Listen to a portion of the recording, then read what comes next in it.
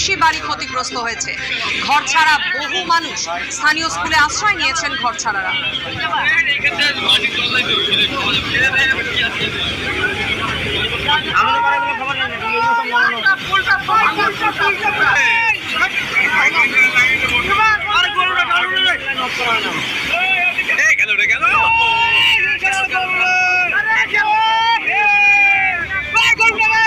রাস্তা, জমি একের পর এক জলের তোড়ে ভেসে চলে যাচ্ছে।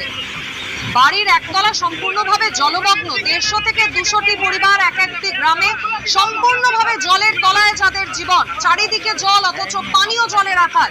খাবার নেই, কিভাবে এতগুলো দিন কাটাবেন তারা? আর এরই মধ্যে চিন্তা বাড়াচ্ছে আলিপুর আবহাওয়া দপ্তরের পূর্বাভাস, যেখানে বলা হচ্ছে উত্তরবঙ্গের একাধিক জেলায় কমলা সতর্কতা।